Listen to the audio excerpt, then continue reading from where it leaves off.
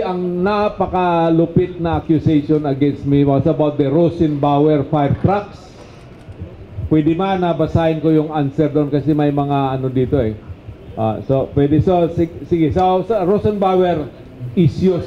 Yung fire truck ito ha. Kasi they accused me that I went to Austria na ako ang nag-execute ng deal nito at saka allegation na parang nakapera ako dito na walang walang authority galing from the president or galing from yung sa kinauukulan. So I'd like to answer all of this, no. So ito ang Rosenbauer issue. So ang prologue nitong issue na ito is ganito. The facility agreement between the government of the Philippines and the government of Austria is an executive agreement. So, yung deal na ito, yung dalawang deals, ang isa, yung 76 na ship na in 2013. Nandito na sa atin, no? Ginagamit na natin. Yung pangalawa, ang per shipment na 14 on transit pa. Baka by the end, before the end of the month, darating na yon. Yun ang pinuntahan ko, yung pangalawa. So, ang question, that it was Sueno who signed the first Rosenbauer foreign loan agreement for the purchase of the 76 fire truck. Ako ba ang nagperma? Ang sagot, it was the late DILG Secretary J.C. Robredo who signed the first Rosenbauer fire truck agreement in April 2013. It was for the delivery of 76 new Rosenbauer fire trucks. So, ang status, government has not yet paid or reimbursed the foreign bank as of this writing. Now, question. Now come the three U6 reporting to Duterte that Sueno ordered the payment of these first 76 fire trucks deliveries. Ako daw ang nag-order ng payment. So, ang sagot, the Republic of the Philippines has not paid, much less even a single centavo. Are they not aware that the Philippines counterpart of payment shall only commence 8 years from its date of delivery? So mag-umpisa tayo bayad nito yung first batch sa 2021 pa because it was delivered in 2013 plus 8, 2021. So magbabayad tayo nito 2021 pa. So tanong, that it was Sueno who also signed the second Rosenbauer foreign loan agreement to purchase the 76 fire trucks. Ako na naman daw ang nagpirma ng pangalawang shipment, pangalawang batch. Answer, it was then the ILG Secretary Sinin Sarmiento who signed the second delivery of the 76 fire trucks in April 2016. In April 2016, Sueno has no inkling that he would be appointed as the ILG Secretary. So question, that it was Sueno as the ILG Secretary who ordered or authorized the payment of the second batch of 76 Rosenbauer fire trucks. Answer, under the second supply contract, the payment will begin from delivery of these fire trucks. So wala pa tayong natanggap eh. How then could Sueno order or authorize the payment thereon when there is no single delivery yet? So another question, the Rosenbauer supply agreement has no imprimatur of all concerned government agencies. Hindi daw ito approved, hindi validated. So ito nagdaan ito sa proseso and it was approved by 7 government agencies or offices. So the first and second supply contracts or agreement has the imprimatur or go signal of all concerned agencies to wit. Primero, NEDA Technical Board, the NEDA Board, of which the President is chairman, ang ICC Cabinet Committee, the DOJ, the DBM, the Office of the President, and the Department of Finance. Now the question, that the Rosenbauer supply contract did not comply with RA 9184 or the new government procurement law. So ang sagot, under the new expanded government procurement law, ODA or Official Development Assistance is exempted from ordinary or local procurement laws. It ordinarily proceeds following the international laws on procurement. Ang sinabi sa akin, hindi na ito mag-undergo ng bidding. No, kasi government to government ito eh. So, ito ang pinaka-importante. This is the reason why I was dismissed from office. So, ito ang question.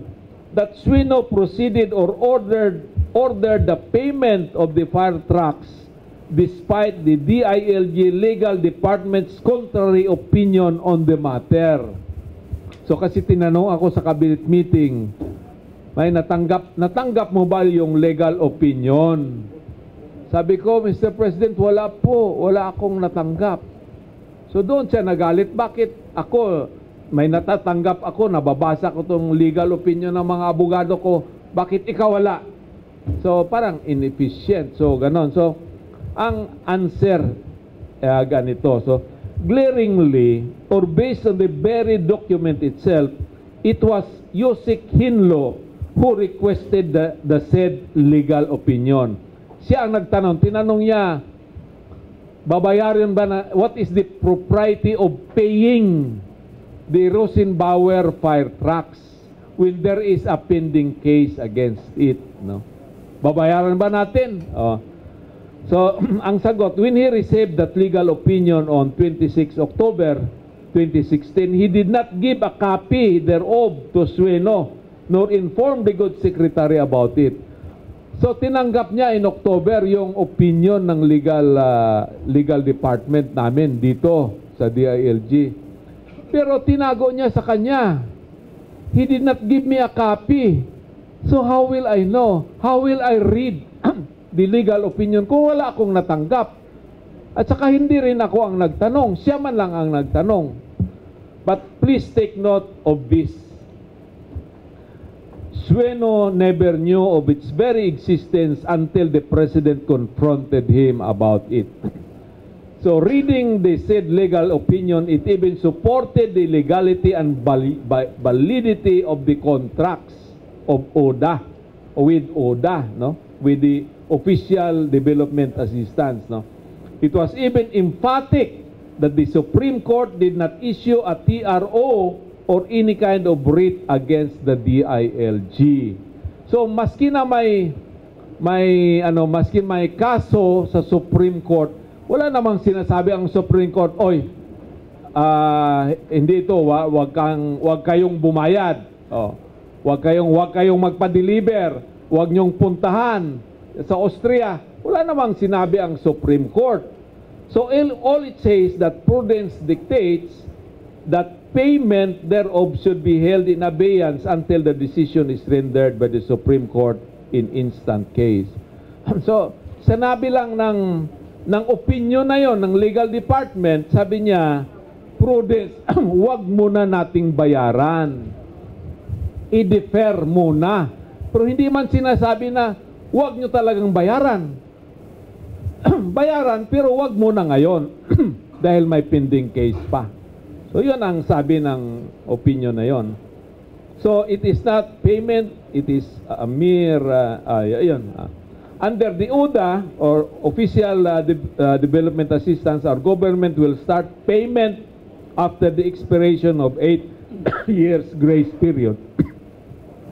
Under the premises, the issue of payment is still premature since the obligation will fall due 8 years after. So doon sa first shipment, ang pagbayad natin mag-umpisa 2021. So assuming that this year, 2017, ma-deliver lahat ng fire trucks, mag-umpisa pa tayo ng bayad 2025, year 2025. So ganon. So yung fire truck, overpriced daw, overpriced. Pero dahil ang ODA kasi, Official Development Assistance, may grant component ito. So, doon sa first shipment, ang grant component ng first shipment is 61.3%.